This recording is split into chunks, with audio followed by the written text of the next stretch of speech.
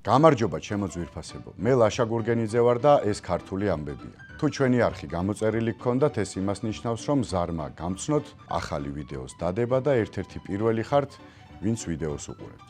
თუ არ გაქვთ გამოწერილი, გამოიწერეთ არხი, მოიწონეთ ვიდეო და ვიმეგობროთ. დღეს არაჩვეულებრივი ქართული ამბები მოგიმზადეთ და ახლავე მოგიყვებით. იქამდე კი მადლობა ჩვენს ერთგულ სპონსორს კროკოს, ხარდაჭერისთვის და გვერდში დგომისთვის. დავით სარაჯიშვილის განძი. დავით სარაჯიშვილზე უამრავი რამის გახსენება შეიძლება. ამ ადამიანს თავისუფლად შეგვიძლია ეპოქალური ვუწოდოთ. მისი დაწყებული ეკონომიკური სასწაულები საუკუნის შემდეგაც ჩვეულებრივ გრძელდება. რა თქმა უნდა, დავით სარაჯიშვილი ძალიან მდიდარი კაცი იყო. მისი ქარხნები წარმატებით მუშაობდა. მისი სახელიც მთელ კავკასიაში იცოდნენ. თუმცა მისი რეალური სიმდიდრე სხვა რამე გახლდათ. მისი გულუხობა და ქველმოქმედება. ერთხელ ახალგაზრდა სტუდენტი მისულა მასთან დახმარების სათხოვნელად. უცხოეთში უნდოდა სწავლა, მაგრამ ფული არ ჰქონდა. ძალიან ნერვიულობდა, რადგან ასეთ გავლენიან კაცთან პირველად შედიოდა. სარაჯიშვილმა ბოლომდე მოусმინა ახალგაზრდას, ბოლოს კი ჰკითხა: თუ დაგეხმარებით, რას გააკეთებ მერე?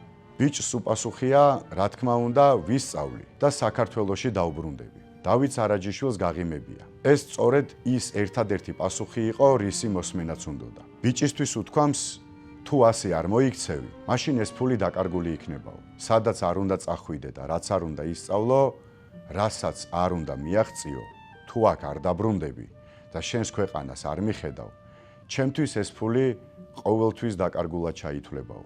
ამის გარდა უამრავჯერ დახმარებია დავით სარაჯიშვილი ხალხსაც და ქვეყანასაც. მისი ვალი ჰქონდათ საიმპერატორო კარზე, სამხედრო და პოლიტიკურ მაღალჩინოსნებს. ხშირად ის ამით სარგებლობდა და საქართველოს სასიკეთოდ გადაწყვეტილებებს აღებინებდა ძლიერ ფიგურებს. ამას ემატებოდა სიღარიბესთან და გაჭირვებასთან მთელი ქვეყნის მასშტაბით ბრძოლა და უანგარო გულუხობა. ის ხშირად ამბობდა, რომ ადამიანი ერთადერთ შემთხვევაში ითვლება მდიდრად, თუ სხვა ადამიანებს ეხმარებაო. ამან თავის შედეგი გამოიღო. მისი ადამიანობის შესახებ კითხვებს პასუხი მისმა დაკრძალვამ გასცა. ზღვა, აუარება ხალხი მიაცილებდა დავით სარაჯიშვილს უკანასკნელ გზაზე. ღარიბები, მდიდრები, ქვრივები, ობლები, შეძლებულები, სტუდენტები, ექიმები, ხელოსნები. ეს იყო მისი ყველაზე დიდი სიმდიდრე. სუხიშვილები პირველად პარიზში. ამ ამბავში ილიკო სუხიშვილზე მოგიყვებით. კაცზე, რომელმაც ქართული ცეკვა მსოფლიოს უჩვენა. 1950-იან წლებში, როცა ილიკო სუხიშვილი და ნინო რამიშვილი უცხოეთში პირველად მართავდნენ კონცერტებს, ბევრს საერთოდ არ სჯეროდა, რომ პატარა საქართველოს ეროვნული ცეკვა მსოფლიოს სცენაზე ასეთ შთაბეჭდილებას მოახდენდა. წარმოიდგინეთ საბჭოთა საქართველოდან ჩასული რაღაც ჯგუფი, რომელსაც კონცერტის გამართვა უნდოდა. ცხადია, ცოტა რთულია თავის დამკვიდრება.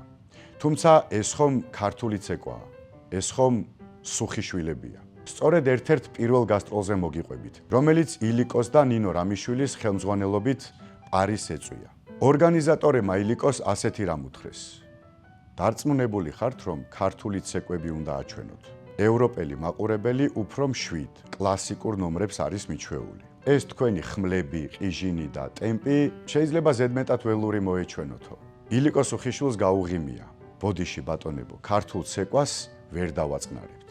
ის ისეთი უნდა იყოს, როგორც თვითონ საქართველოა, ამაყი და ცეცხლიანიო. მერე შესულა კულისებში და მოცეკვავეებისთვის მოუყოლია ორგანიზატორებთან საუბრის შინაარსი. ანსამბლის წევრები დამატებით დაიმუხტნენ, ბრაზით და ცეცხლით და თურმე იმ კონცერტზე ისე უცეკვიათ, როგორც არასოდეს, თითქოს ნამდვილ ბრძოლაში იყვნენ. მსოფლიოსთვის, განსაკუთრებით კი კულტურის ცენტრისთვის, პარიზისთვის, უნდა ეჩვენებინათ ქართული სული და ქართული გენი. თითქოს სურდათ დაემტკიცებინათ მთელი ცივილიზაციისთვის საქართველოს ყოფნის აუცილებლობა. პარიზის 7 საღამო.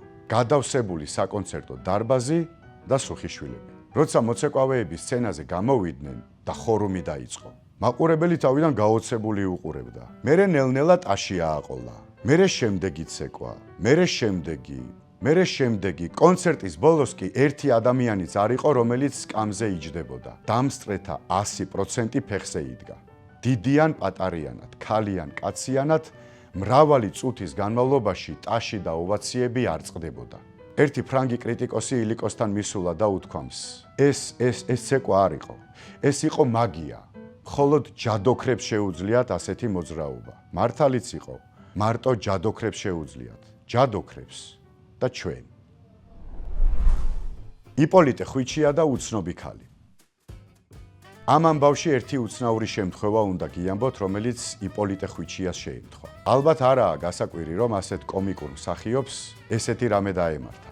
საქმე ის იყო, რომ იპოლიტე ქელეხშიც კი არ დადიოდა. ჭირისუფალს ფხუკუნი უტყდებოდა. აღარაფერს ვამბობ სხვა ადგილებზე, სადაც მსახიობი გამოჩნდებოდა, შეუძლებელი იყო მოგეწყინა. ახლა წარმოიდგინეთ, რომ ასეთი ადამიანი ვიღაცამ ვერ იცნო. ხომ წარმოუდგენელია, თუმცა ნამდვილად მოხდა. ერთ დღეს იპოლიტე ხვიჩია ქუჩაში სეირნობდა. ცხადია, ამას სეირნობას ვერ დავარქმევთ. ყოველი ფეხის ნაბიჯზე ხალხი აჩერებდა, თბილად მოიკითხავდა და შემდეგ დაიშლებოდნენ. მერე სხვები შეაჩერებდნენ და ასე მთელი დილა.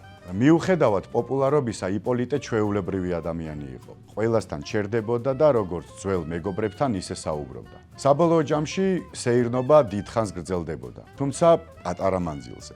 როგორც იქნა, მარტო დარჩა დიდებული მსახიობი. სეირნობა განაგრძო, თუმცა ისევ ხანმოკლე აღმოჩნდა. ერთი ქალი ბაზრიდან ბრუნდებოდა. იპოლიტე რომ დაინახა, სიხარულით გამოქანდა მისკენ. მსახიობს ეგონა მორიგი თაყვანისმცემელია და გამოლაპარაკება უნდა. თუმცა ქალი ახლოს მივიდა და სიხარულით უთხრა: შენ გაიხარე, ღმერთმა გამომიგზავნა შენი თავიო. იპოლიტეს გაუკვირდა. ქალმა კი აუხსნა: ბაზრიდან მოვდივარ, დავიღალე და ერთი კაციც არ შემხვედრია აქამდე. შენ გახარებას, აქვე ვცხოვრობ. ეს მძიმე პროდუქტები რამენაირად სახლამდე მიმატანინეო. იპოლიტე დავიდან დაიბნა, მაგრამ მერე გაიღიმა, გამოართვა მძიმე ჩანთები და გაყვა. ქალი მთელი გზა ლაპარაკობდა, სხვადასხვა თემები მიმოიხილა. იპოლიტეს ხმა არ ამოუღია. ეზოში რომ შევიდნენ, ხალხი გაოცებული შემოეხვია. წარმოიდგინეთ თქვენი მეზობელი, რომელსაც ბაზრიდან მძიმე ჩანთები ნამდვილმა ვარსკვლავმა მიუტანა.